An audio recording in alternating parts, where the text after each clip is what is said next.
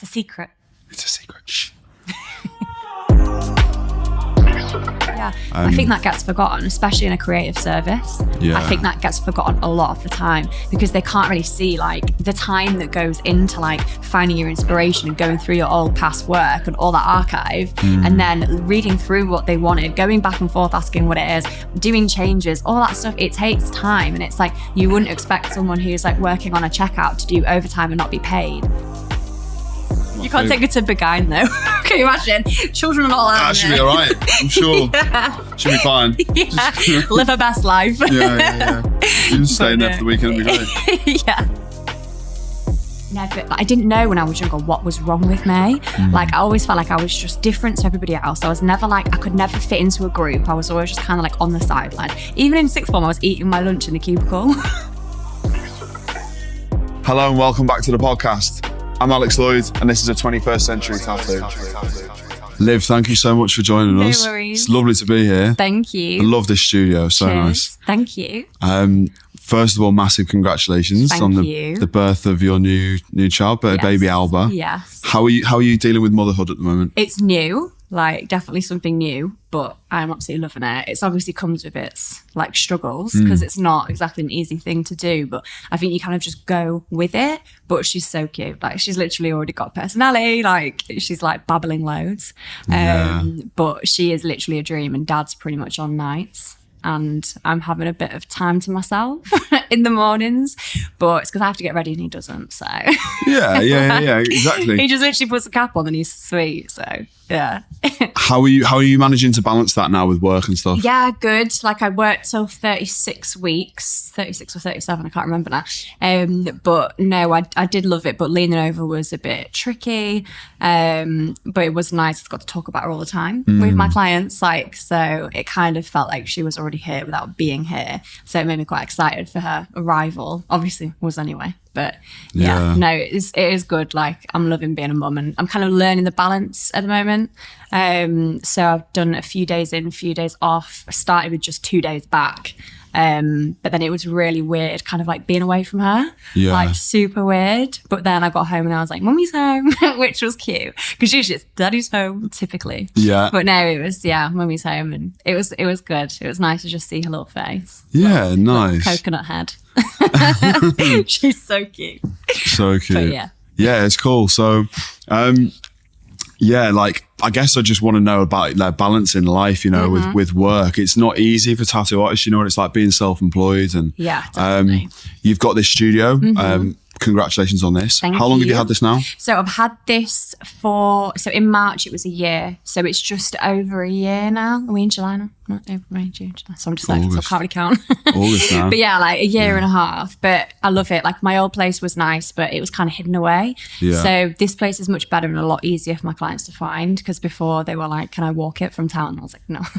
So you can actually just get straight from the station here. So it's so much better. You've got such a good location. Yeah, literally. Talk to me a little bit about how you managed to find it. I think when we were talking off air, it was about was it the first lockdown? Yeah, first lockdown. I'm pretty sure it was the first one.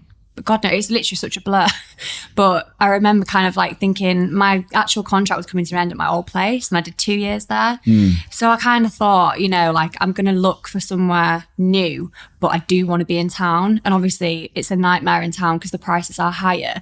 But I kind of feel like it's a balance where when you are in town, people see it more. So you've kind of got to put not your eggs in one basket, but we're just kind of like, that's probably not the right phrase, but you've got to like decide whether it's worth like spending a bit extra for the exposure of your business, or whether, you know, you want to just stay safe and stay where you're kind of put. But no, it was a bit of a gamble because obviously like when you're not working, it obviously drains the funds, but I kind of thought I either do it or I don't. So I just, it's kind of how I asked. I just did it. Like, but no, I'm so glad I did. There's no reward without the risk. We were actually having this conversation, excuse me, like with previous guests as well. I feel like tattooing now is so popular, so many people tattooing. Some people go down the really kind of like commercial high street routes still, and some kind of just keep themselves in a private studio. I guess it just depends on your position. It really does. I think everyone is different. Like for me personally, I quite like to have my own space, and I like like when you're getting tattooed, like you do talk about really intimate stuff. And I don't know if it's because there's just such a trust between you and your client. It's such a big thing to get done. But I do find I talk about some really intimate things with my clients, especially like mental health based or, you know, like losses and things like that, especially with kind of tattoos people get. But I do think having your own space and that own privacy, it kind of makes your client open up and able to pretty much have a counselling session with you, really. And I feel like when you're in a really busy studio, that's a lot harder to do.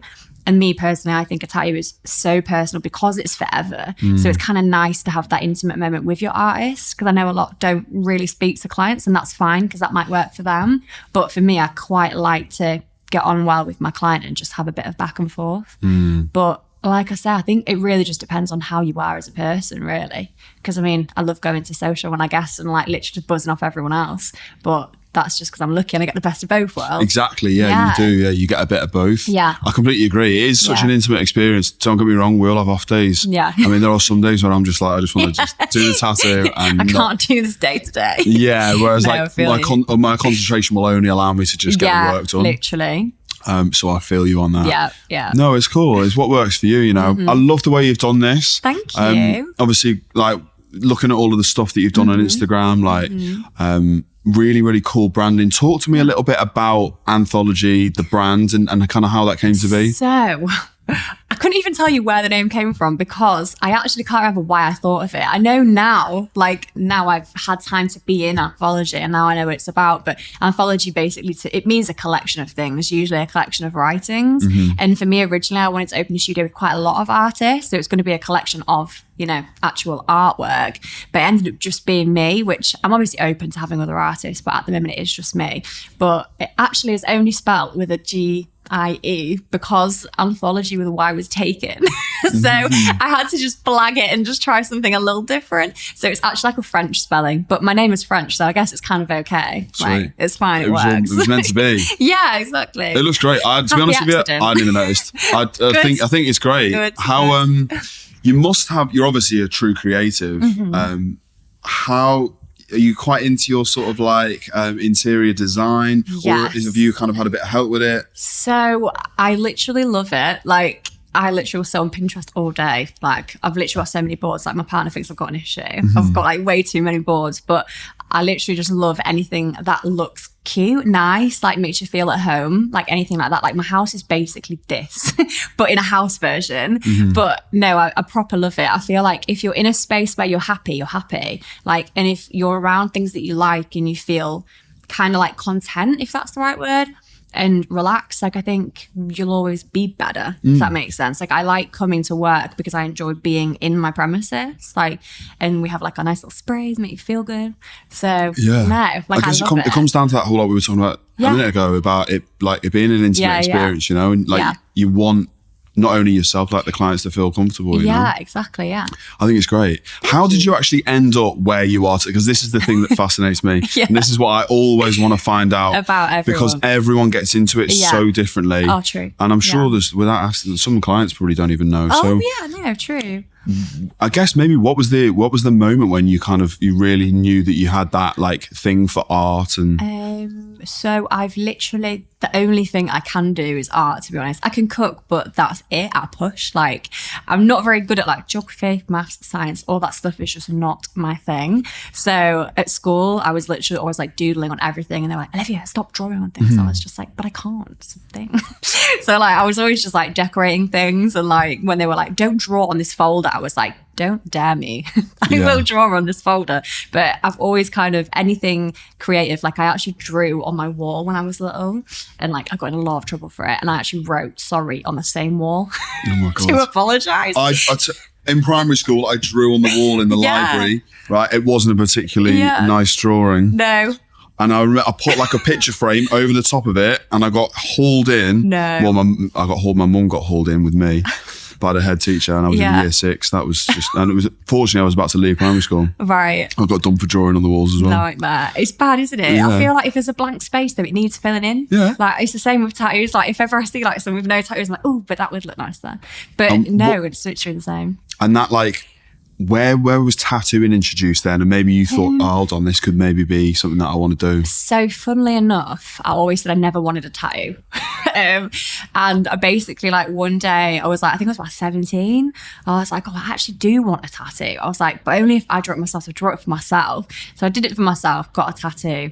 And then I think I posted one on Instagram, which was not even a thing. It was like when like Facebook was the main thing, and it had kind of like just taken over from, was it like MySpace or Bebo, whatever? Bebo, yeah. It wasn't like that long ago, but it wasn't that far off that long ago. And I posted it, and this girl was like, oh, you do me? And I was like, yeah, sure. So I was just like knocking things out for free, just like, yeah, why not? And I was actually unemployed at the time. It's like I was really struggling with mental health. And then I was like, why don't you like sell them? And I was like, I don't know, I just think anyone would buy them. And he was like, yeah, of course. So I kind of started to, it was like a snowball like effect. Like I kind of just posted something, and then someone was like, oh, I've been recommended by someone to get something drawn up by you for a tattoo design. And I was like, okay, cool. So I started doing that at 21 or 22. Can't exactly remember, but it was like in my really early 20s. And then because the internet is the internet, like people from florals could see it, and then they would order. And then I set up a website, which was an experience for the first time. When I look back at it now, I'm like, that was so shit.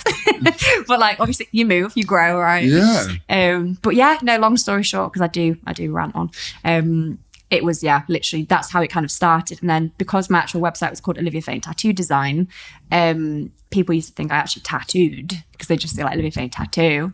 And they used to ask me when they could book in. And I was like, oh no, I don't tattoo, I just create tattoo designs, kind of thing.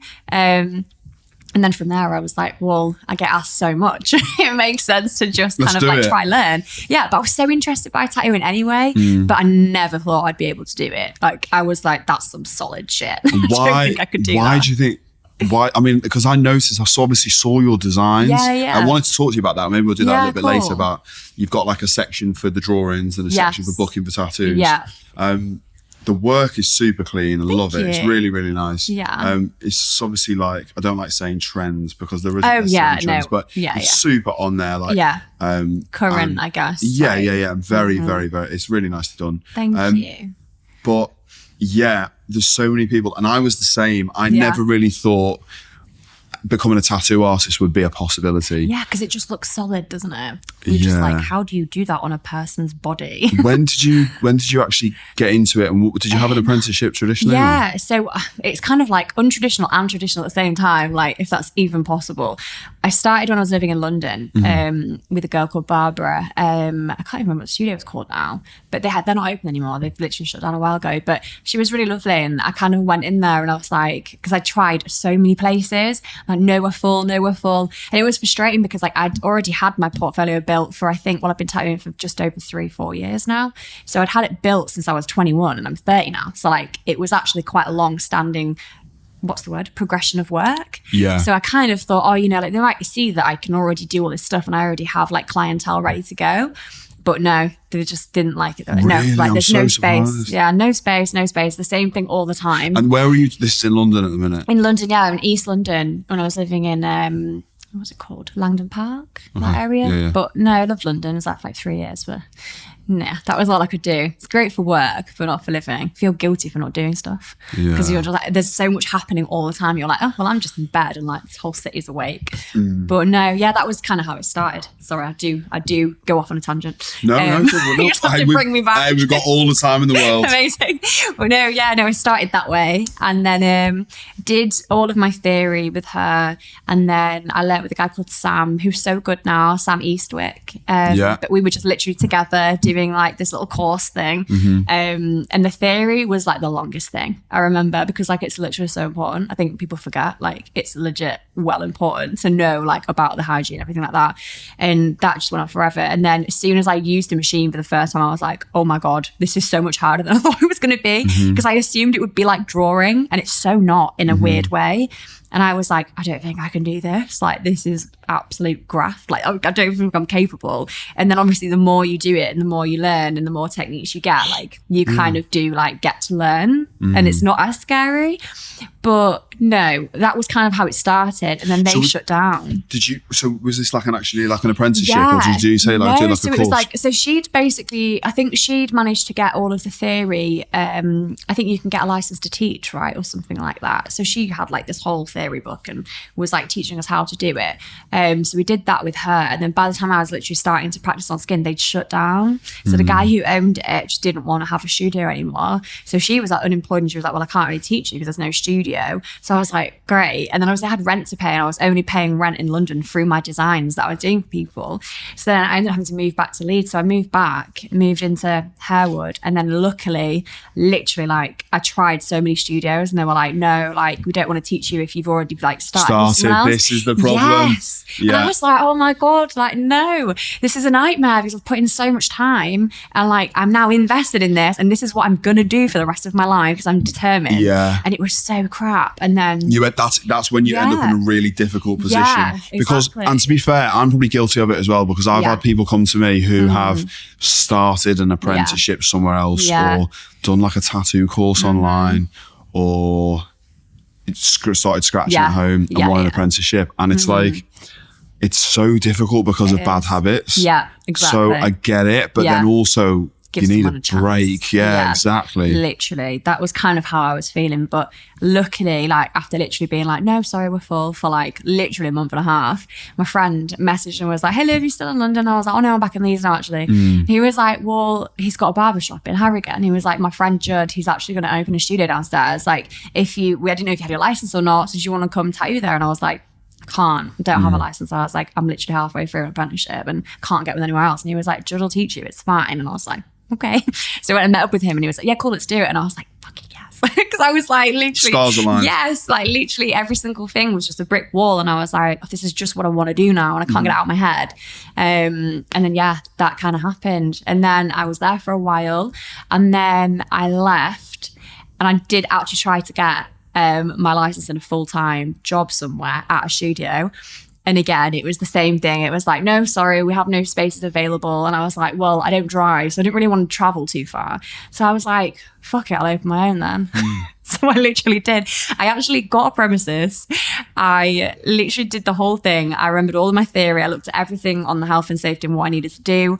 And then I was like, fingers crossed they pass me and I get a license. So I literally was like, this is probably the craziest thing I've ever done, because I don't even know if I'm going to get a license. And then I've got a tattoo studio for 3 years. Okay. Right. So you signed the lease first? Yes, before I even had it. But that's just me. Like, that's kind of stupid shit I did. This is here, yeah? This was in my old one in Meanwood. Fine. Yeah, so I kind of the actual council came round, had a look around, they looked at my work online, and they looked at like my skins and things, and I obviously got to do a few clients while I was in Harrogate, and they were like, yeah, cool. And I literally got my license, and I was absolutely buzzing. Like, I literally was like, oh my God, because obviously I was like, if I don't, I'm fucked. So, I was buzzing. Literally, that was the best day ever.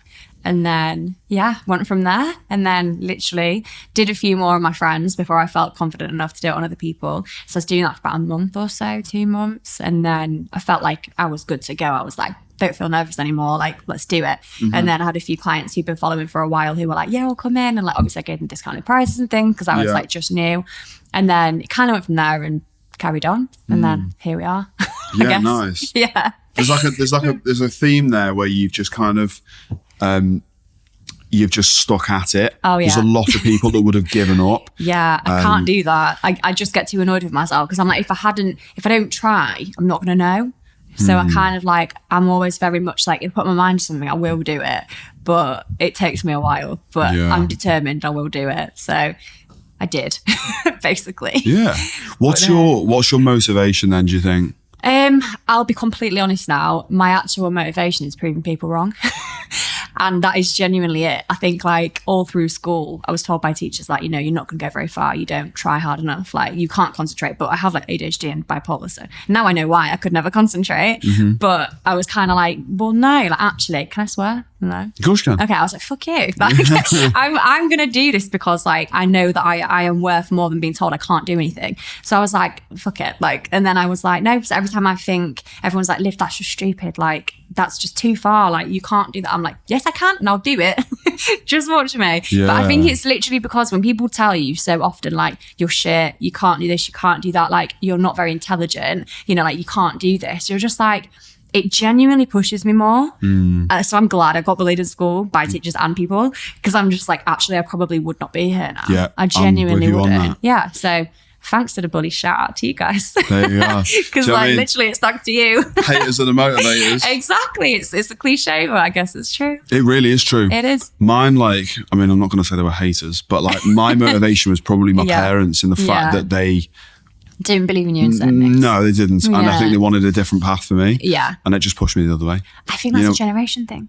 Like, genuinely, it's a generation thing. They don't get it. Like, the whole like, having a job as a creative, I feel. They don't really understand that, you know, you can actually succeed and make a good living on doing something that's artistic. Yeah. It doesn't always have to be like your traditional job where you're like proud to say like, oh, I'm a lawyer or a doctor. Like, you know, it's one of those things. Yeah, it's weird. Exactly. It's a pride thing as well. But then also, I guess, like, tattooing, even in the last 5-10 years, has evolved so much. A whole different world. If I'd have said I was going to become a tattoo artist, like when I was 18, I don't think, do you know what I mean? I do get it. It wasn't the same then, I don't think. Definitely not. Like, it's interesting to hear your kind of your way into the industry there. Yeah. Like, talk to me then. So you were obviously in London, came back here. Yes. Do you think you'll ever go back that way? I know you kind of split your kind of, how'd you do it? What's the kind of proportion of work? Before Alba, I was aiming to go every other month. So I was like, if I go every other month, then, you know, I'll be able to get like a lot of my clientele done, because my fear is always not getting enough time to get through everybody. So I was like, if I go every other month, then I'll have time and then people don't have to wait so long. But then I was like... How long do you go for? So I only go for like 5-6 days, but in November I'm going for 10 days. Okay. Which I haven't announced yet because I've got to get through to everyone else from before. Yeah, I know, sorry. But no, like I've got like a traffic light system where if people haven't got through on the other guest spots, like they're always looked at first, because obviously they've tried before. So I always do it that way, so it's fair, because I feel like if they've already put a form in, I feel like let me find the form and get back to you so you don't have to fill out another one. If that makes sense. But no, I will be going, like, it's hard with Alba because she's so young at the moment, and like it's a long drive, and like I'm not sure how a newborn would be on the train for 3 hours. So, you know, got to be fair to everyone else. Yeah. But can you take her with you? Yeah, I mean, I'd have to. I don't think I'm ready to be away from her for like more than 2 days. Yeah. And your partner's working full time. I mean, he literally, his business is in London, so I mean, it's online, so global, but his office is in London, so he goes like every couple of months. So luckily, when I am guesting, like we just stay at the head office, which is great. Like it's so much fun, and it's like really close to the studio because she is an Angel, and they're over in Shoreditch, so it's perfect. Yeah, I was over there not long ago. What, a social? A social, with Megan. Love Megan. Yeah, she's great. She's a sweetheart. Yeah, she was cool. That was a really cool chat with her. She's sweet. Cool studio. Yeah, love it. It's really, really cool. Everyone's so vibey. Like, I hate that word so much. I don't know why I've just said that. What, vibey? Vibey. Yeah. Oh my God, who am I? But no, like, it's so fun. Like, I love going there. And this time I actually get to have a drink with everyone, which I'm really excited about. Because every time they were like, oh, we're going to go for drinks, you're coming. I was like, pregnant. So yeah, no, it'll be fun this time. Like, really excited. I said to Miles, I was like, so are we doing drinks in November? And I was like, I'll put in the chat. He was like, Liv, hold on, maybe just wait till November. I was like, mum life. Like, literally, you have to plan shit in advance now. That's like, I need to know I'm free for that night. Like, but no, it's good. Like, I love London, and I do get so excited when I get there, but more for just going for work and having a bit of a social rather than living there. I could live outside of London, like Richmond or something. Yeah, we're kind of Surrey at the minute. Yeah. And it's like, I don't mind going into London for work, but it's not really me, that living in like right in the middle of all of it. It's just too fast paced. Like from Yorkshire, I'm a Yorkshire lass. Like everything's pretty slow. Like it's like Spain, you know, where you're waiting like 20 minutes to get a drink at your table. It's just super relaxed here, like, and everyone's so friendly, like, which I love. And I did notice in London, that's not to say Londoners aren't friendly, they're all amazing, but there is a different dynamic with Northerners and Southerners, which we all always bounce off each other with. Yeah, it's funny. There's this like eternal final question is like nothing or something. And you can never quite put your finger on what it is. But there is a difference. But I don't know what it is. There is. And it's not a bad thing. It's a good thing. Everyone in London feels like they're in a rush. Yes. To go somewhere that they don't like know where they're going. And if you smile at someone on the tube, they think you're going to go and kill their cat. Like literally, this is a thing. But then almost maybe up here, everyone's so it's then the other way completely. Yeah, exactly. No, it's true. Like they look at you like a serial killer. You're like, sorry, I'm just friendly. Sorry about me. It's so good. It's bad.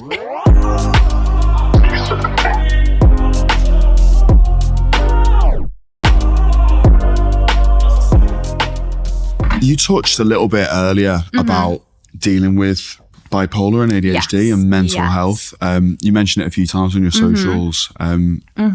Talk to me a little bit about maybe how you kind of find that and how important really mental health is. Oh my God, for me, it's like literally the most important thing. I think it always has been in general life, and it should be for everybody. But I think for me, I didn't know when I was younger what was wrong with me. Like I always felt like I was just different to everybody else. I was never like, I could never fit into a group. I was always just kind of like on the sidelines. Even in sixth form, I was eating my lunch in the cubicle. And that wasn't even that long ago. I was like when I was 18, but I just felt so nervous to be around like the people in the lunch hall and sat on my own. I would rather just be in the toilets and no one knew I was on my own. Do you know what I mean? It's so stupid, but like I get in my own head a lot of the time. But like with my bipolar, like I will talk a lot, hence this, and like talking really fast. But it's only when I'm nervous, like I talk quicker to kind of like, it's really annoying. And I know when I'm doing it too, and I have to apologise to my clients. No, it doesn't feel like that at all. Does it not? Yeah, no, not at all, don't worry. Good. But no, I think it's massively important. I think especially over the last few years, I think people have really struggled with their mental health, and I do genuinely think social media has a lot to do with that. So if you are going to be on social media and you are going to have a presence, like try to do something that is going to help people. But I do talk about it a lot less now because I got a lot of judgment, and I know it's stupid because I probably should have just gone, well, actually, like, no, this is really important. But it got too much. And they were like, oh, you can't just say you're bipolar and use it as an excuse. But it's like mental health is not an excuse. It's a reason to why you might act a certain way. And I feel like that is one thing that really used to bother me, is when people used to kind of insult me and I wouldn't be able to just take it. And like when you're bipolar and you're on a manic episode, you don't have control of your emotions and your words. Like you kind of scale from like 1 to 100 in 20 seconds. And you're just like, you can't cope and you just can't settle yourself down. But I do think a lot of people wouldn't probably know they had bipolar. Like a lot of people might just think they have like a struggle with their emotions. But I just thought that I was like extra sensitive. But it's not that, it's bipolar, and it's actually you can't manage your emotions like a normal, not normal person, but like a normal brain working person, if that makes sense. But is there normal? Yeah, is there normal? Do you know what I mean? No, it's a good question. How did you like, obviously if you don't really want to talk about it, but like how, because I definitely have struggled with my mental health in the past, and I get it. It's not an excuse at all, but it's nice to understand maybe why you're feeling a certain way. How did you, some people don't even have the strength to go and get some diagnosis. 100%. How did you manage that? So I was living in London, and like I was really struggling with my emotions, and my partner was just like, you need to speak to someone, like, because some stuff happened in my past, and like I think I have actually spoken about it on my social media, but it's something that I've never really dealt with because I never got to the bottom of that situation because I couldn't control it. So now I have like a control issue where like I'll be in the car and I get really freaked out if I can't like ask someone to stop the car and they don't stop. I get really freaked out and have like a panic attack because like they won't stop when I ask them. So like now if I want someone to stop doing something they don't, I get really panicked about it. Like the dentist, getting tattooed, anything, like I have to be able to say stop and that person has to stop. So that obviously like I'll say it was sexual trauma when I was young. And because I said stop and that person didn't, like it's given me this whole fear of like I need control over things. And if I can't ask the person to stop or I feel really scared to ask them, then I have a panic attack as well. So it's so gross. Like it's such a hard situation, but I just think mental health is literally like everything. Like I think that we have physical health and we have mental health, and I think they're both 50-50 of importance. Like our brain helps our body to work and our body helps our brain to work. Like I just think for some people not to recognize the importance of that baffles me. Yeah, it's crazy. And honestly really good for you for doing that and verbalizing that. I can't fathom why someone would slag you off for saying stuff like that on social media. I think it's so important that people champion that. 100%. Crazy stuff. like, especially with social media, you know, like that, I think it just affects people's mental health anyway. It's detrimental. I truly think. I think there are so many good things and so many bad things about social media. I think it's a total 50-50. But I think if you do have a platform that you can speak to people on, then you definitely should. Sure, yeah. Like, I mean, I don't speak as candid about it as much as I used to do. I used to go into a lot of detail, but you know, I get teased a lot for talking too much. So I do kind of like stop talking about it that much. But sometimes I will just put on like, you know, symptoms of certain like mental health issues, and like, because people reading that might go, oh my God, that's like my friend actually, maybe they should see someone, and that might help someone. And it's like, it's just such a small thing. It takes a second just to share that. Yeah. But it could have a massive impact on someone. 100%. So, it's quite refreshing, to be honest with you. Just got to do it. Yeah. I think we all, like I said, there's no normal. I think we all kind of struggle to some extent. 100%. A lot more these days. Yeah. And it is so important that there is awareness for it. It's like you said, because there's no maybe physical sign. Yeah. People don't get it. You know, they might look at you and think, well, she looks absolutely fine. Yeah, exactly. Do you know what I mean? She's like tattooing all the time. She's got like 100k followers. And like, she's well happy. Yeah, you know, and that's where it goes wrong. But it needs people to voice it to break the stigma. So honestly, really good for you. Thank you. Let's talk about happier things. Let's talk about no, not happier, but let's talk about tattooing again, because I'm the tattoo nerd. Yes. Who is because your style, first of all, can you define your style? Oh God. Well, I guess like I'd probably say it's like ornamental, fine line, floral, mix of a couple of things. I do actually like, this is like a little secret, I do actually really want to get into realism, because I absolutely love it. Like, I have so much time for it. Combine the two. Yeah, love it. But like, I just wouldn't even know where to start. I only learnt like line work, like, so it's like that's kind of all I've really known. But you know, I'd kind of have to get someone in who knows how to do that. Well, I guess it starts with drawing and painting first, doesn't it? Getting a feel for it properly. Have you done much of that?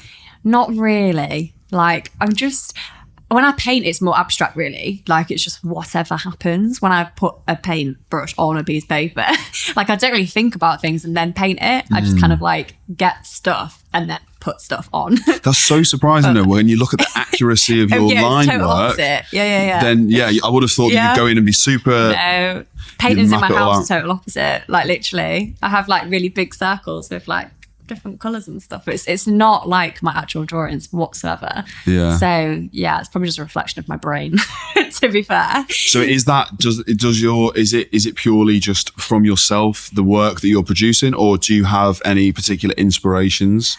Oh yeah, absolutely. Like, I mean, I really want to go to Bali, because I feel like a lot of my inspiration comes from like ornamental patterns, ornate patterns, like sort of like the Mendy Mandala style, like all that kind of thing is where it comes from.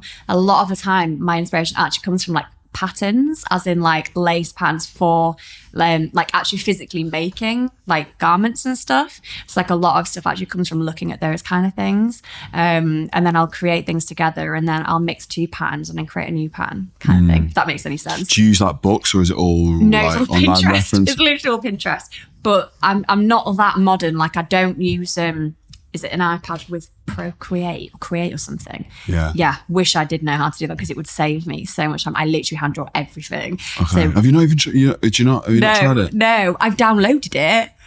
Never even tried to use it, but I need to, because I feel like it saves so much time. But on the other hand, I do like that my stuff is all hand drawn. Yeah. But no, time consuming. I feel like you can kind of see that in the work. Can you? Oh, that's good. I think so, yeah. That's good. I feel like that's a good thing, if anything. Cool. I used to do mandalas. Any artists listening to this who were drawing mandalas and like symmetry and pattern work before iPads, which I did a little bit of, and like light boxes and tracing paper. Nightmare. And like protractors. Yes. Oh, and the measurements of each line. Don't do them like that anymore. I just do it by eye now. I'm like, and hope for the best. Hope for the best. Yeah, literally. You're crazy, mate. Okay. But no, it is mad. I do want to learn Procreate though, because I do feel like it would save so much time. Because a lot of the time, like, I'll be like, oh, I'll do a design for my client a few days before the appointment. It's usually a day before at the moment, because I do not have the manpower, hours, anything. No. So I'm definitely not now without one. No, exactly. So I'm just like trying to find ways to cut the time down a bit. But no, I do love doing everything hand drawn. And sometimes I'll just keep all of my work out on the table. And when a client's put through a request, I can look for things like what they've said they like and then merge and then kind of like create a whole new thing.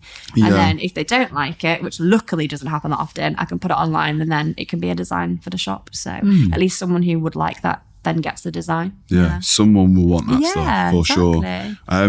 Talk to me, because I was looking through your website doing a bit of stalking. Yeah. You've got kind of like you do it quite different to other people. Yes.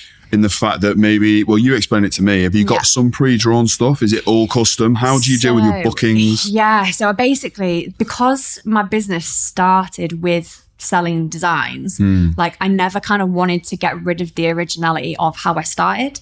So it's kind of like an ode to the start, if that makes sense. So I've always had my design shop online. That was where it all started. Yeah. It's just that now I can actually tattoo those designs on clients, which is nice, because before they used to go and take them to another artist, which I'm still fine with, because obviously if I'm not in Canada, they can go and take it to Canada and another artist and they can go get it done. I guess, yeah. And if they're paying you for the piece, as long as you're happy. Happy in that respect. I always just advise that they look at the artist properly, because I have seen so many designs just not how they should be, and that's only because every artist has a different style, right? Does that not really upset you? Yes. It's like watching your baby butchered. It's like, oh no, like that would have looked so pretty if it was done with a single. But it's like, I get it. Singles aren't exactly easy, so I understand that other artists might not want to, but that artist shouldn't be naughty and they should say, I can't do that because I can't do that. And they've gone in with like a 12-9. Yes. And you're like, fuck. But you can't say anything because you're like, that's your client. So and it's your design now. Yes, effectively. Exactly. They can do what they want with it. So, it's one of those things. And then I obviously have the custom side. So I'll create a custom design to order. So you kind of put it through, you say, oh, like, this is what I would like, etc.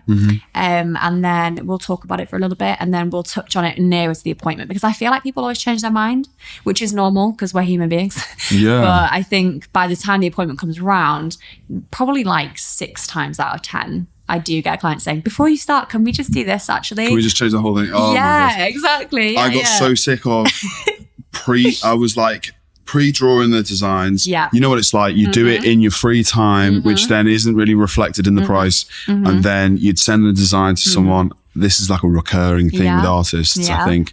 Send it off. Yeah. They show all of their mates and their mum and then they want to change the design. By that point, it's like the night before. So I got to the point where, I do a lot of the stuff on the day, unless it's big scale. Yeah. How do you deal with people changing it or stealing the designs or? Oh God, stealing my designs. Oh my God, that used to happen so much. It actually happened on a really big scale, and I can't name the company because I had to sign an NDA. But a company in Australia stole my work and they printed it onto temporary tattoos. And then literally there were people in Australia running around on the beach with like my actual name on, because they hadn't even taken the watermark off. So it was really bad. They're like mass produced, and it was, I can't say the company because I will literally get sued, but they're like how Topshop was here. It's like that, but they're a partner on like every avenue in Australia or something. Okay. And I found out and I was like, what? Because my follower messaged me and she was like, babe, have you seen this? And I was like, you are joking me. I'd never heard of the brand, but then when I looked at who the brand was and what they were worth, I was like, oh, how can they do that? I was like, that's a big ass company. How can you go and steal from artists? That's probably why they think, right, well, we can, and she won't be able to do anything. No, they had it all wrong. I was like, listen, honey, it's like, that's mine. You can't just steal that and make money. So yeah. What happened with that? Well, they paid out, and then I literally was like, please don't steal my work again. Thank you.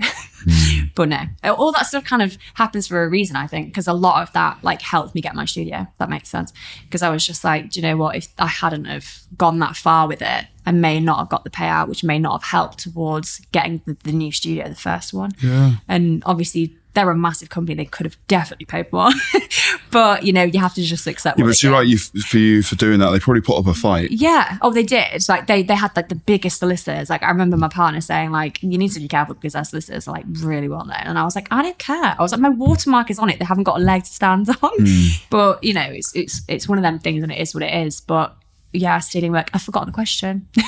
No, I was talking about replicating work and people stealing their designs. Yeah. What I was originally talking to you about was, it's good, don't worry. What I was originally talking to you about was like having that stuff pre-drawn. You've obviously got a massive bank of stuff. Oh yeah. And just whether like you kind of, some of it's custom and some of it is pre-drawn and people just kind of select flash. So studio looks organised. I'm not organised. I'm the furthest person from organisation on this planet. You wouldn't know. Oh my God. You should see inside that drawer. There's just pieces of drawing everywhere. Like I literally have like loads of different pieces, and then I'll kind of pull things from one and pull things from another. And if a client says, oh, I loved this piece and that piece, then I'll print them out and I'll kind of take different parts from that and create a whole new piece. Yeah. And then if a client isn't happy with a piece, then I upload that piece to the design shop, and that way, you know, times to kind of pay for.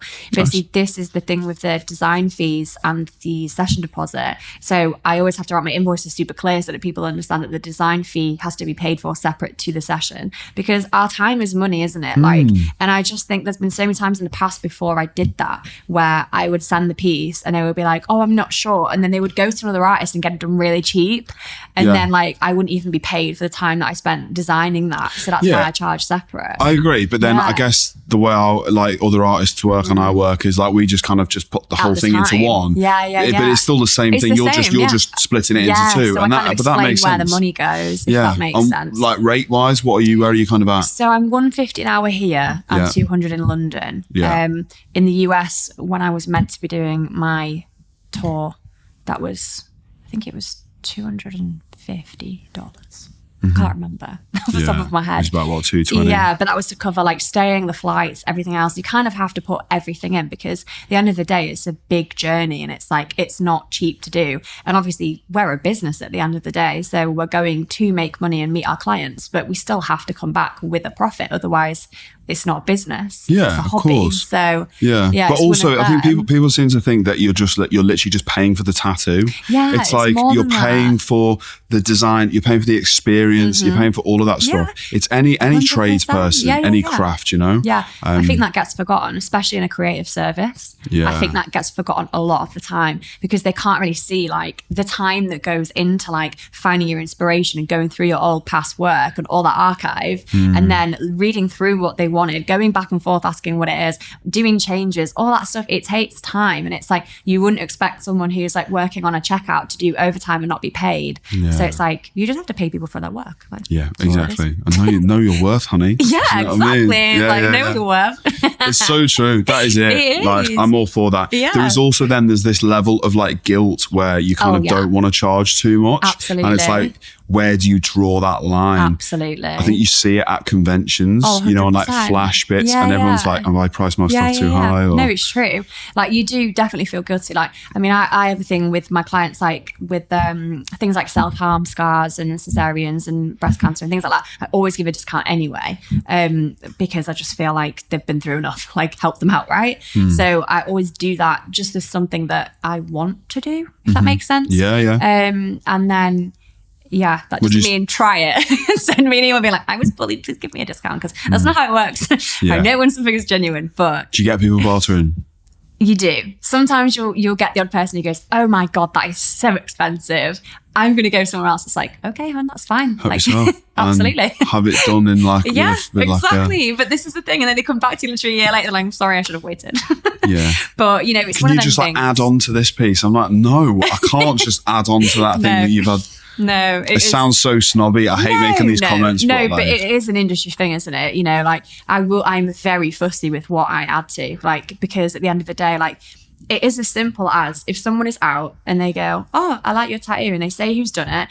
If they think the whole tattoo is by that person, which they will. Yeah, they might be like, oh, well, actually, I didn't like that bit, so I don't really want to go to that artist. It's your advertising. Your name's on that work. Yeah, literally. So it is very much, you know, like, I won't really do it unless I feel like it's a very clear difference. Like if there's like some font and it's like well done or whatever, like happy to do that. But it's like cover-ups are really hard with my work. Yeah. Because it's like I just use a single and like a 3 at a push. So it's like when someone's got like something really thick, like really struggle, and I'm like, I'm really sorry, I just can't. And also I'm not that great, I'll be honest, I'm not that great at cover-ups in my mind. I can see a thing and some artists can look at that and go, oh yeah, I'll put this there and that there, and then that'll cover that. And like my dyslexia will not allow me to do that. I'll look at the thing and I'll be like, what can go over there? Like, I can't like figure it out in my brain. Yeah, of course. Like there's, definitely. I'm the same. And my style, I also use like singles and threes. Exactly. And it doesn't really lend itself very well. For covering. I'm good at what I can do. Yeah. Do you know what I mean? I'd love to be able to say that I can do a bit of everything. And I do try Jack of all trades. Yeah, I guess I do try to be able to like not just be good at one thing because you never know. A bit more diverse. But like if there is someone who's better at that than I am, then go to them. Yeah. Do you know what I mean? Exactly. And I'm all for that and recommending. Same, always. I just think like there's like, just because you're good at one thing doesn't mean you're going to be good at another. And it's like, just because you're not, it doesn't take away what you are good at. So like, go help someone else and just be like, this is where you need to go for that because they're fucking absolutely dope at that shit. Yeah. Do you know what I mean? Like, what's the scene like in Leeds then? I'll be honest, I keep myself to myself. Like, I literally don't know any of the other artists that work in Leeds apart from my girl Alex in the Hull because she's just fucking beast, like love her. But I've never really been a big group person, so I tend to just do my own thing. And like, if any artists want to reach out or like, you know, want to do a guestie, like I'm here. But I don't really like to be involved in like drama. The politics. Yes. And it can be quite retail-like, I feel. So I don't really get involved. Like at social, I just keep myself to myself and love everyone. And like, I just kind of don't, in general, in the tattoo industry, I just don't really want to get involved in the riffraff. I'm not really interested in listening to the bullshit. Like, you know, like your life's your life. Like, just do you and get on with it kind of thing. I'm with you on that. Yeah. Yeah. What would you say is happiness to you? Love is happiness, obviously. Like giving love, being loved, like being caring, like helping others, like giving someone that like care that they need, I feel. In terms of like life, family, business, I just think that's what everybody needs deep down. So just, I don't know, just that's happiness. Like, I guess, right? Yeah. That's how I see happiness. Are you happy? I'm well happy right now. Yeah. Can say that actually. I don't think I've ever been able to actually properly say that, but no, I'm absolutely buzzing at the moment. So. That's so nice. Yeah, it's nice to say actually out loud. I don't think I've been asked if I'm happy for like a long time. I think it was my counsellor. Oh my God. But no, I'm happy. Good. Honestly, it's so nice to hear. Do you know what I mean? I think we all just like, if you're anything like me, get so caught up in life. Yeah, you do. Here, there and everywhere. And 100%. Then you don't get time to like stop and actually reflect. You really don't. Like at the end of the day, like you can't keep driving a car to like the US without topping up the petrol. Like you can't keep using your phone every day without charging it. Like humans need like recharge and repowering. And I feel like actually we live in a world where it's literally so like 24/7 fast paced, like must go to work, must pay the rent, but actually like take a fucking second, like even if you're struggling to do those things, like to pay your rent, like you are not going to do your best if you're not at your best. So you need to just take a minute. Yeah. And I feel like you can get yourself into such a rut because you're not taking time to just reflect and just deal with the things that are actually upsetting you and get to the root cause and try and fix it rather than plastering over the cracks. But what does that for you then? What was the question?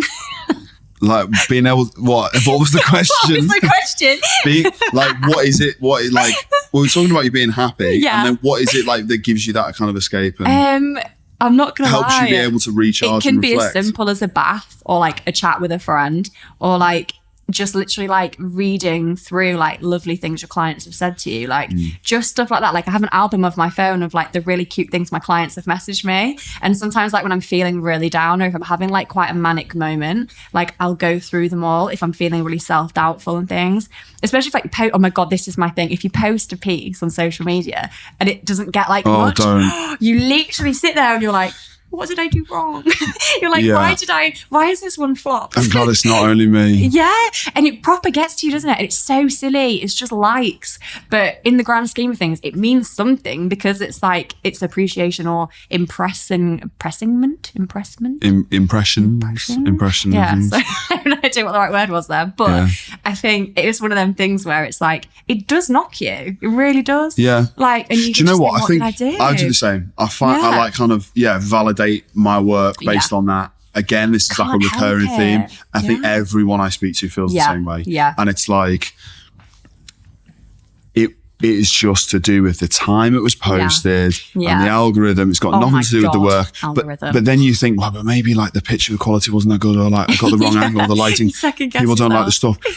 I honestly think it is a bit of the algorithm, but I think people are just getting lazy. I do too. Everyone nowadays is just so used to just scrolling and scrolling. Yeah. I mean, if you actually think about how often you actually like someone's post on Instagram. True. I don't do it that often. I've not even thought so I can't really moan when people don't like my stuff. Do you know what I mean? It's not personal. And actually, if you go into your insights, you can see how many people have seen it. And it's like way over, like, do you know what, than what you expect. 10% of the people are actually viewing the stuff, less than that, really, isn't it? And it's actually crazy when you think about it, because it's just like, I feel like Instagram's become this place where it's just like a business marketing tool now. And kind of like, if you're not paying to play, you don't get seen. No. But that's the thing I've noticed, if I pay for ads, like, oh my God, it's literally like a nunnery for like a week the next week. Like nothing's going on there. Nothing. Not even a tickle. I'm like, oh my God, like where is everybody? Hello? Where have you all gone? Everyone's just there in the corner like, I'm shy.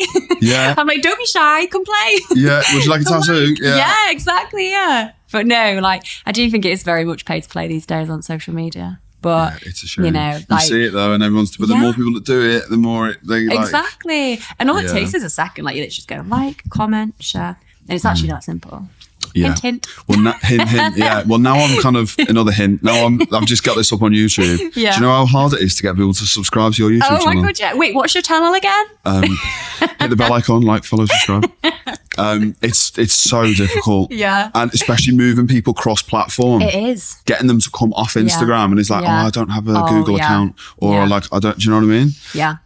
And I get it. We're all so busy. Lazy, can't I guess all you've got to do is just be authentic and keep putting the stuff out. Well, I tried to do the whole TikTok thing. Oh my God, I felt like a right mum. I was like, oh my God, I literally spent ages doing it. Little did I know you have to like actually save it before you leave the platform. Oh my God, I was so devastated. I literally been doing it for like 25 minutes, and that's a long time in baby lifetime. Yeah. Like, and I was like, oh my God, she's down for 20 minutes. I'm going to finally do this TikTok thing. Yeah, it wasn't having any of it. And by the time I like, didn't even save it. Yeah. And I was like, I'm not doing it again. So now there ain't no TikTok. I'm not even trying again for at least 2 months. But no, it's one of them things. Nightmare. So bad. Yeah, I'm doing the same. I've kind of like a flit in and out. Yeah. I'm like, I had Pengers on the last episode. Yeah. And he's big on TikTok. Yeah. He obviously he's just got it right. Yeah. Knows what to do. And I'm like, I don't know how you can to be able to keep up with that stuff. Oh, it's a nightmare. Yeah. Like I was trying so hard. Like I literally I was like, right, let's take a video this way and that way. And I was like, oh, this is going to be so exciting. And I literally dropped like the stencil on top thinking that I could do this whole like filter thing where it would just disappear and do the whole it's ready thing. Like onto the it did not work. And I think that's how they do it, because I dropped the stencil and just went flying across the rest of the room, and I was like, oh, bye Sue. And literally was like a feather just falling, and I was like, that's not what I was intending. You've got to constantly kind of be doing something different, you know? Yeah, it's mad. But I don't think you got any, you're not. No. My Insta's my little home. I quite like it. Yeah. You're smashing it. And I think the theme and everything that you're doing is great, Thank you.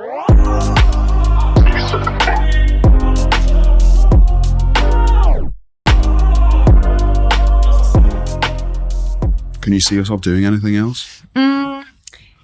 So random, probably big shocker, actually. Not to my friends, but probably to my actual followers. I would love to do like children's counselling. I would literally love to do that. But in the same breath, I would love to travel. So I'd love to kind of just get a little minibus and take Darwin, my dog, and Albert, my little girl, and my fiance Dave, and just literally like travel but also work. So I guess I mean, what would be the scenario? Why wouldn't I be able to tattoo? Would I lose my arm or something? This is really weird, because I always get the previous guest to leave a question for the next guest, and the question was, if you were tattooing, what would you be doing now? Oh, okay. So there you go. Okay, well, that is my answer. Previous.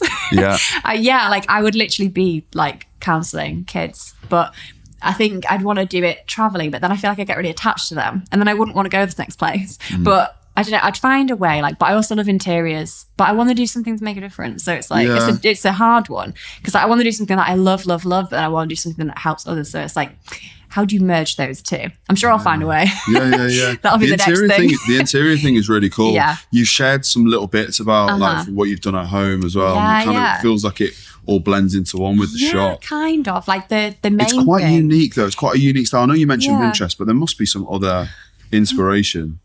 No, genuinely just like Pinterest just shows me kind of like other places around the world that like I can't really see in real time. Yeah, it's like a Scandinavian sort of vibe. Yeah, like I love the scandi vibe, but my house is more retro. So like it's a bit of a mix. I'd say this is kind of like, my house is like Japandi, which is like Japanese / scandi. Yeah. With a hint of retro. And then this is kind of like more minimalist and very kind of scandi. I can see these like old literally. These old bits. We'll show that on it doesn't YouTube work. as well. I can't get it to work. That looks like it's in mint condition. Is it an original? Yeah, and it just does not work. It's actually from the shop, literally. It literally looks untouched. Yeah, right? Yeah. Like, it is untouched. It has never worked. Yeah. It's just sat there nice and cozy in that corner for ages.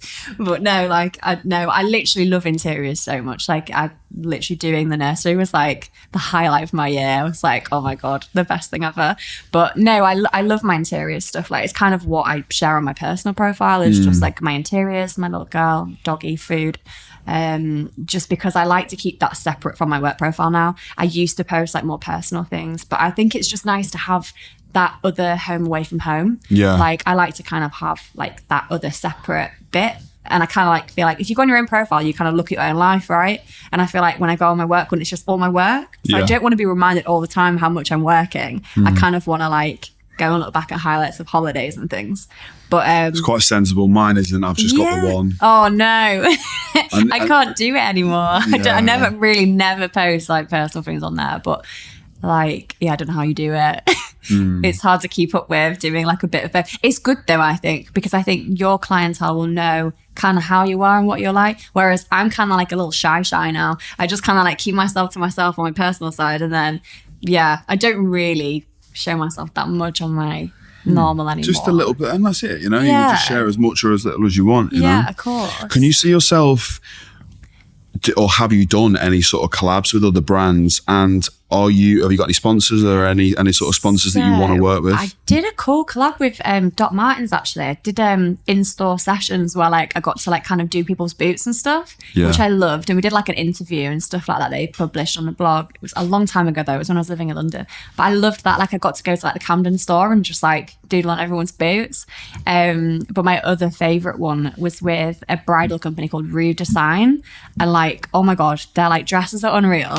And they were like, will you do a pair of boots? And I was like, yes, I will. So like they sent me over boots for like Morocco shoot, and I got to like literally hand draw all of the designs on the boots. Nice. So that was like the best because I just love anything creative, but I literally love like collaborations. Like I'd love to do more. Like I'm definitely more into more collabs, like especially at the moment because I'm balancing kind of like mum life with work life, and I do have more time at home now. But any brands you'd love to work with? Brands. So I actually love Anthology, because I think like it's such a nice brand. Like, but I'm kind of developing Anthology as a brand myself at the moment, which is like a skincare line for tattoos and scarring and things like that, which has been in the pipeline now for about 5 years because it takes time, apparently, a lot of time.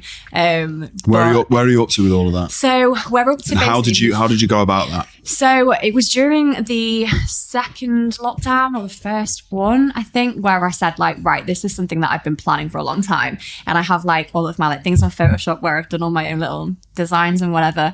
And I've been thinking about it for so long and saving things for so long for packaging. And then I was like, I need to actually like get doing it now. And when I had the time in lockdown, like I kind of started sourcing like where we were going to get the products made. Because for me, it's like major important for it to be like natural, vegan friendly, like sort of helpful for other things than tattoos. So for me, like I want it to help like scarring and just things that people feel really like, you know, unconfident about. Is that the right word? Unconfident? Yeah. We'll go with it. So like I want a product that also looks nice too though. Like for me, like all the products that I like are like on my shelf in the bathroom that look cute, and the ones that don't are like in the drawer, just hidden away. Even if they work well, I'm like, you ain't cute, so you're going in the drawer. So you want something that does both? Yeah, aesthetically pleasing and also does a really good job of what you want it to do. But I kind of want to create like a line where it helps other people too. It's not just for people who like have had a tattoo done. Especially numbing cream, because like I know a lot of artists hate people using it, but I actually love it when my clients use numbing cream because I feel like they enjoy their experience more, and I really personally don't think it has that much of an effect on the tattoo. That's just me personally speaking. Yeah, well, so previous guest that I had on this morning was like really against it. I've only used it a couple of times myself. Yeah. It does work. Yeah. You need the right stuff. Definitely depends if you get fake stuff, I mean, you hear some horror stories. And also it can cause some serious damage, I think. Of course. But if you're using the right stuff, cool. If they want to use it, if it helps them sit better, fine. Exactly. Although I would always encourage them to just try it without first. Not for your first tattoo. Oh, no. But also the problem is when it wears off. Oh my God, it's 10 times worse than even without cream. It's horrendous. Is that what are you going to try? Are you developing some of your own? So we're trying to do something similar, but obviously it's hard because I think a lot of people have allergens. So it's like, you know, you want something that works, and I don't really want anything that's too like synthetic, if that makes sense. So it's hard to find something that's going to do that job. Yeah. But that's why it takes so much time. But I'm kind of determined because I think for a lot of people, I think having a tattoo done is quite an anxiety-ridden process for some people, me included. I absolutely hate being tattooed. Hate it with a passion. I have to drink through mine, which you're not supposed to do. Don't do that. Yeah. But no. I kind of want to create something that will help people. Not feel as anxious about it. Nice. Which hopefully I can do. And when can we expect to see these products? Oh God, well, it was meant to be last year, but then everything kind of got really busy when the lockdown lifted. So it's ended up kind of having to sit on the back burner. And then obviously we did our house and getting married and had a baby in 1 year. Don't do things by halves apparently. So I've kind of like you've gone in. I really have gone in, like the deep end is my home. But we'll just have to see. I'm hoping it'll be this year. I'm aiming for this year, but to actually even get a sample by then, it's going to be quite tricky because we just want the company to be like fully like proper, because I think you can go on Alibaba and get stuff done and put fancy packaging on, but it's not going to do the job, and it's not going to be a success at the end of the day. So we want it to be like properly made in the in the chemist and etc. Well, I'm excited. I look forward to seeing it. Me too. When it actually happens. It will. But, Well, you find sort of you got your hands full at the minute, but I'm sure you can see it. I'll find some time, create time. Yeah. That's an option. And so obviously you mentioned those bits. Yes. Like what about like 5-year, 10-year plan? What's next? Have you got much of or are you just kind of seeing how you go? I do have a few plans, but this is because I kind of can't stop. So my next thing is I really want to open like an actual really cool restaurant bar, just because I literally love cooking. And like my friends are like, you should do something with that. And I'm like, well, maybe I will do. So I want to open somewhere that looks a bit like this, a bit more kind of Santorini, where the walls are all kind of like stone and really cool. And it's like really low lit, like a super cool little quirky place where you can kind of get food during the day and drink at night. Is that going to be a Leeds or a London thing? I don't know. I feel like it will most likely be a London thing. But I feel like because I'm from Leeds, it should be a Leeds thing. And then maybe go into a London thing.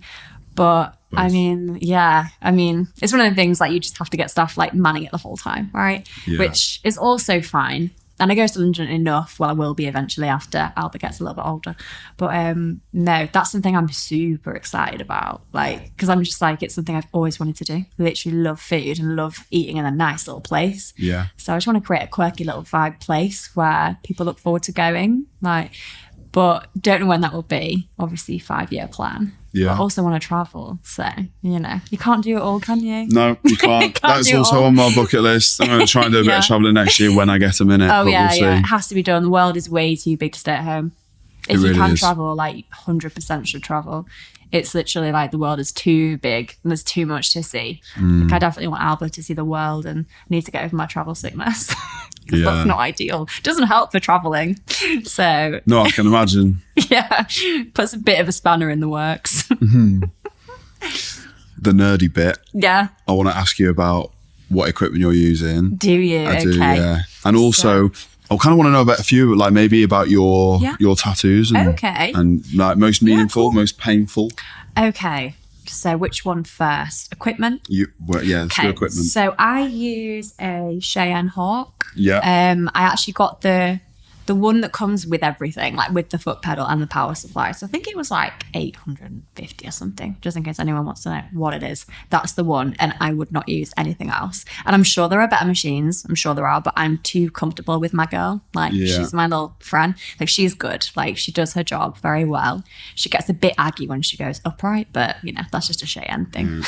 But no, she's good. And then Quadron needles. Used to use, what did I used to use? Oh no, I'm not going to say that because then that's like, I'm bad mouthing a brand that I'm not going to do that. But yeah, Quadron are sick. They're bad boy. They don't clog the ink, which I love. And also I usually use all of the eco stuff, like, but they were sold out. So I had to be naughty to the environment and get the black ones for now because I can't not work. Yeah, so exactly. I was like, it's either don't work or just do a naughty once. So did a naughty. Fine. Got some thingies instead. But they'll be gone soon. And then, yeah, I think, the one thing I do love is the Hustle Butter foam thing. Smells so good. It's like a really sweet smell. My client's like, oh my God, what is that? And I'm like, it's amazing. Hustle Butter stuff is really nice. I use Inkies really now. Oh, Inkies is great, the Vaseline. Yeah, their stuff is great. Like their whole brand, obviously, it's like Bishop. And I'm a bit of a Bishop fanboy. Bishop fan, yeah. But I think I use a similar sort of stuff to you, like singles and threes mainly. Yeah. They're so good. Do you use round liners? Yeah, round liners, I use like shaders, right? Yeah, I like Magic Moon, I like Killer Ink just because they're sharp. I got like all of the ones. Big fan of them. Just really trying to focus on the single needle stuff. Yeah, literally love single needle stuff. Like, I kind of wish I really do want to get into the little realism cool things. Yeah, you should do it. Yeah, I think it would be a good little mix. Like, we'll try.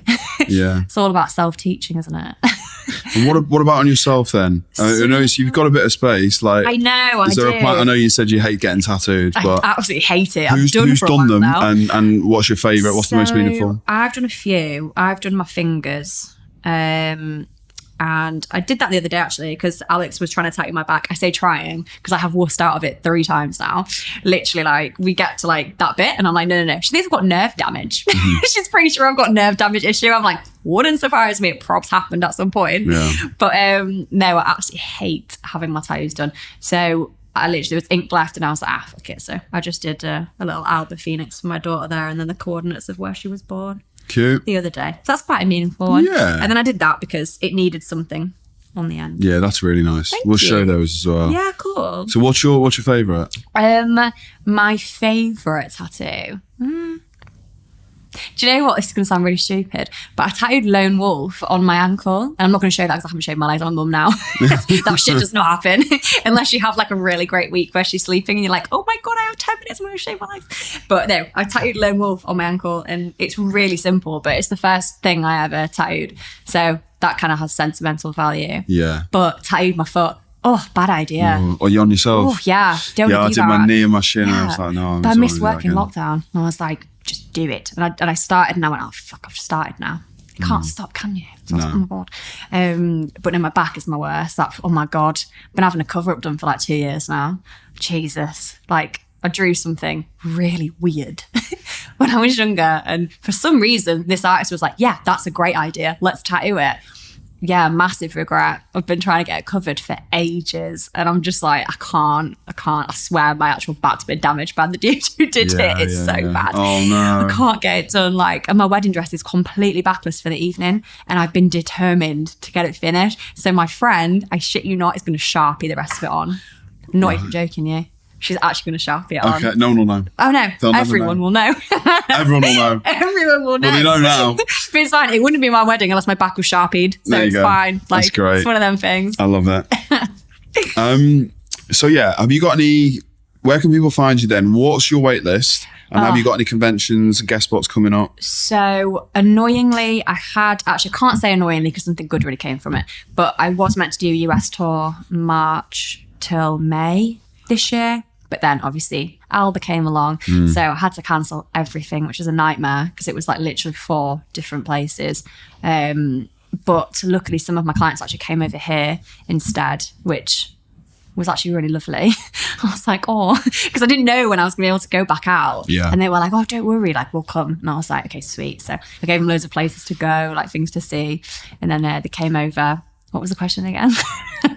Conventions, guest spots. Where can people find you? Yeah. So conventions, I haven't actually got anything planned, but I would love to do another because I did Milan. What have you done so far? Milan Tattoo Convention. Nice. But how did you end up doing that? Oh my God, it was literally about 3 months into getting my license and I just fancied it. So I was like, hey guys, can I come? They were like, yeah, sure. And I was like, okay. Right. But then, oh my God, I got there and I didn't know I had to bring a bed. So like, I literally got to the convention and they were like, oh no, you're not bringing no bed. I was like, no, I just flew here. Like, where am I going to carry the bed? And they were like, oh, you know, rent one? I was like, well, no, I didn't rent one because like, I didn't know. No one told me. And they were like, oh, you have to use table. I was like, okay. So I literally was like tattooing like on a table, cling filmed. But it was crazy because it was literally like the biggest place I've ever seen. And I'm not going to lie, like 3 months into tattooing, like I told you I like to jump in the deep end. I really did. And I was like, oh my God, people are looking at me. This is really scary. And I was literally just like tattooing people just like, I'm shy. Stay away from me. But no, I'm getting a bit more used to it now. But I would like to do more. But I did a guest actually in Amsterdam, which I loved. So fun. And then I went to Eindhoven because it was kind of close. I don't even know why I went there. Couldn't even tell you the thought process behind that because it was actually really close. But no, I did that one too. And then annoyingly had Barcelona and Berlin booked for last year, but COVID. So I need to rearrange those. Fine. ASAP. But it's nice because we'll get out for a holiday. So Alba's first holiday could be Berlin. That would just be sick. That would be sick. Yeah, literally. She was like, I love Berlin. It's like one of my favourite. You can't take her to Berghain though. Can you imagine?